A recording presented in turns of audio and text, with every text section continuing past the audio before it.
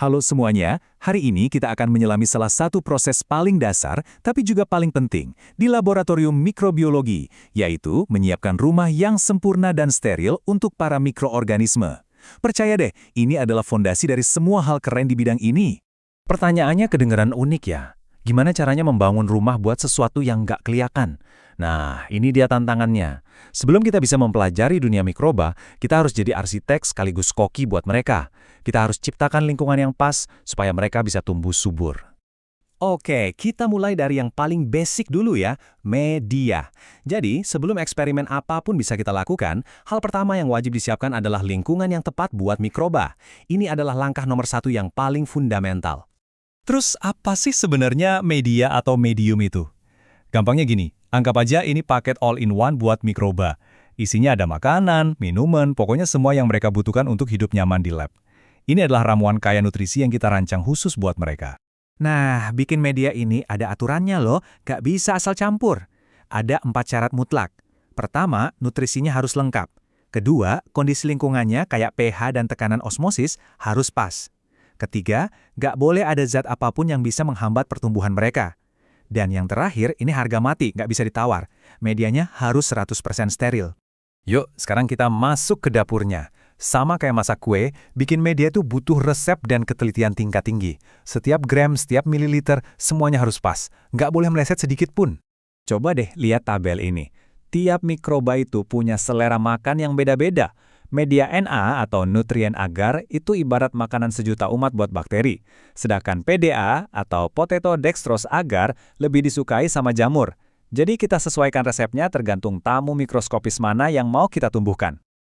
Prosesnya sendiri cukup sistematis. Pertama, kita timbang semua bahan kering dengan super teliti. Terus, bahan-bahan tadi kita masukkan ke gelas kimia bareng 1000 ml Aquades. Biar kecampur rata, kita aduk pakai magnetic stirrer. Kalau sudah homogen, baru deh kita pindahin ke botol buat proses selanjutnya.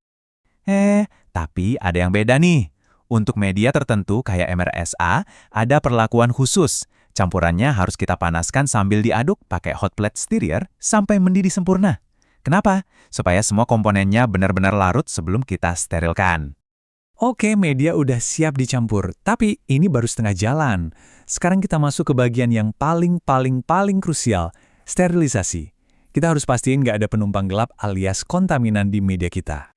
Dan inilah jagoannya, autoclave. Ini bukan sekedar panci presto raksasa ya. Autoclave ini pakai kombinasi uap, panas, dan tekanan super tinggi buat membasmi semua bentuk kehidupan mikroba, termasuk spora bakteri yang paling bandel sekalipun. Angka sakti pertama yang harus kita ingat, 121 derajat Celcius. Panas banget kan? Jauh di atas titik didih air biasa. Nah, suhu sepanas inilah yang bisa merusak sel mikroba sampai tuntas. Angka sakti kedua adalah tekanan. Kita naikin tekanannya sampai 15 pon per inci persegi atau 15 psi. Tekanan inilah yang memungkinkan uap air mencapai suhu 121 derajat tadi. Jadi panasnya bisa meresap sempurna ke seluruh bagian media. Dan yang terakhir, waktu. Media kita masak di suhu dan tekanan ini selama sekitar 15-20 menit. Durasi ini penting untuk memastikan nggak ada satupun kontaminan yang bisa selamat. Jadi, kuncinya ada di kombinasi 3 hal ini. Suhu 121 derajat, tekanan 15 psi selama 15-20 menit. Inilah standar emas sterilisasi. Jaminan kita untuk mendapatkan media yang benar-benar steril. Jangan buru-buru. Meskipun mesin autoclave-nya udah mati, prosesnya belum selesai. Justru sekarang kita masuk ke tahap yang butuh kesabaran ekstra. Kenapa? Karena ini menyangkut keselamatan kita. Ini tolong diingat baik-baik. Aturan paling penting dalam menggunakan autoclave adalah tunggu sampai jarum tekanannya kembali ke angka 0. Titik, nggak ada kompromi. Alasannya simpel tapi fatal. Kalau Anda nekat buka autoclave pas masih ada tekanan, perubahan tekanan yang mendadak itu bakal bikin cairan super panas di dalamnya langsung meledak, mendidih, dan muncrat keluar. Ini bahaya banget. Oke, autoclave aman, media steril pun sudah di tangan, tapi ada satu tantangan terakhir. Gimana caranya mindahin media ini ke cawan Petri tanpa terkontaminasi lagi? Disinilah teknik aseptik jadi pahlawannya. Semua kerja keras kita bisa sia-sia kalau di tahap ini kita ceroboh. Prosedurnya ini mirip tarian yang butuh kecermatan tinggi. Kita bekerja di dekat api Bunsen untuk menciptakan zona udara steril. Sebelum nuang, mulut botolnya kita lewatkan sebentar di api. Terus, pas nuang tutup cawannya cuma dibuka sedikit banget. Tuang sekitar 15 ml, lalu langsung tutup lagi. Cepat, tepat, dan hati-hati.